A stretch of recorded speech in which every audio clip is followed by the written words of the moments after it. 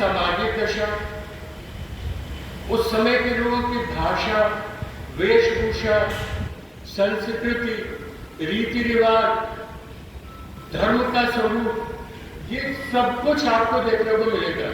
मतलब शीर्षक उसका ऐसा है कि लोग सोचते हैं कि कायदे से उसको पहले ही वासुदेव शरण अग्रवाल जी ने जो शोध कार्य किया उसके पहले ही अष्टाध्यायी की जगह पाणिनि का भारत रख देना चाहिए था, तो शायद लोग उसको ज्यादा समझ पाते।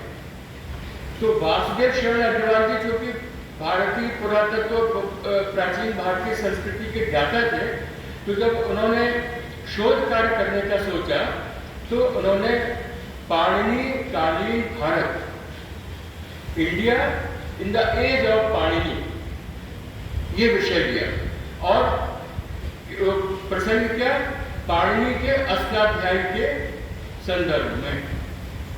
तो उसमें उन्होंने जब शोध कार्य में यानी प्राचीन भारत की इतनी जानकारी कि उस समय के प्रदेश कौन से थे, उनके नाम क्या थे, उस समय की नदियों के नाम क्या थे, उस समय के लोगों का आचरण कार्य व्यवहार क्या था, इन सब का ज्ञान उन्हें अपने शोध कार्य के समय बहुत व्यापक रूप से हो गया।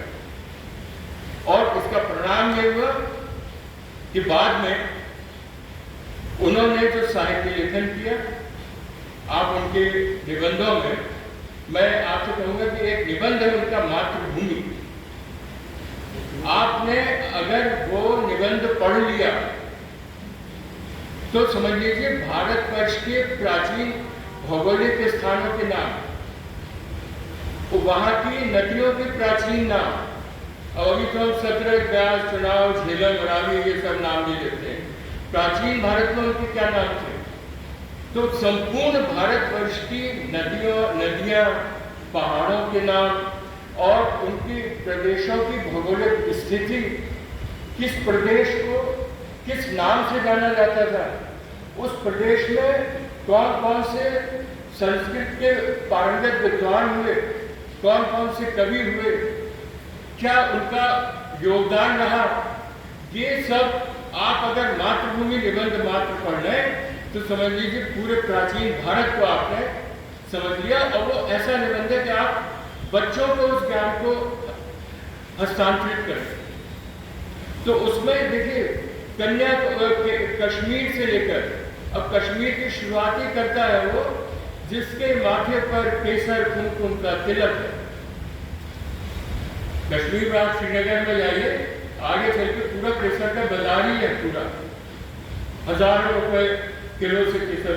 तो वहां से लेकर जिसके माथे पर केसर कुमकुम का तिलक है से लेकर के कन्याकुमारी, केरल, महाराष्ट्र, गुजरात और बोलते हैं उसको सौराष्ट्र बोलते थे, उन सारे प्राचीन नाम और वहाँ की संस्कृति और वहाँ के उस युग के जीवन से आप परिचित हो जाएंगे।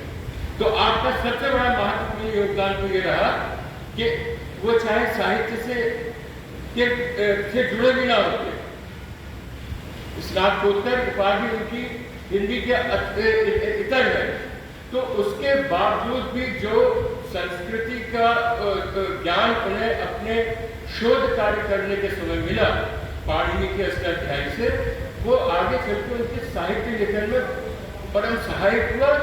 और आज तक सांस्कृतिक निबंध लेखन के क्षेत्र में वो पहले निबंधकार थे जिन्होंने प्राचीन भारतीय संस्कृति को अपने निबंध साहित्य में देखा, निबंध साहित्य में व्यक्त किया। जैसे आचार्य रामचंद्र शुक्ल को हम कहते हैं कि मनोविकार संबंधी निबंध लेखन केवल आचार्य रामचंद्र शुक्ल से शुरू हुआ, इसी तरह से सांस्कृतिक निबंधों की परंपरा के प्रथम आचार्य वासुदेव शरण अग्रवाल थे। तो मातृभूमि निबंध में आपको ये सब मिलेगा और बहुत ही अच्छा निबंध है। बीए में मैंने पुस्तक का जब पाठ्यक्रम देख रहा था इस निबंध को लिया, और ये हम अनुरोध करेंगे कि आप अपने बच्चों को आप जरूर पढ़ें अगर आपको भारतवर्ष को जानना है। देखिए ऐसे एक निबंध है इनका चरित्र का मानदंड। अब इसमें इन्होंने ये बताया है कि प्राकृत जन और महापुरुष, साधारण जन प्राकृत जन कहलाता है और वही प्राकृत जन उठते उठते उठते उठते महापुरुष बन सकता है। क्योंकि आपने ये वाक्य जरूर सुना होगा कि नरत्व ही नारायणत्व की सीढ़ी है। नारायणत्व कोई ऊपर से अलौकिक रूप से नहीं आता, मनुष्य ही धीरे धीरे, अब वो नरत्व से नारायणत्व आता कैसे, वो उन्होंने इस चरित्र के मानदंड में बताया। उन्होंने कहा है कि आपके मन की दो अवस्थाएं, एक अंतर्मन, एक बाह्य मन। बाह्य मन आपको बाहरी चीजों से घेरे रहता है और आपका अंतर्मन क्या है? आपका अंतर्मन दैवीय शक्ति का अंश है उसमें, जिसे आप आत्मा भी कह लेते हो। तो अंतर्मन में जो दैवीय शक्ति है, आप यदि अपने उस बाह्य मन के जो बाह्य आचरण, हमारे सांसारिक आचरण में सब कुछ है, अच्छा भी है, बुरा भी है, क्रोध भी है, प्रेम भी है, ईर्ष्या भी है, द्वेष भी है, घृणा भी है और अच्छे लगाव भी है।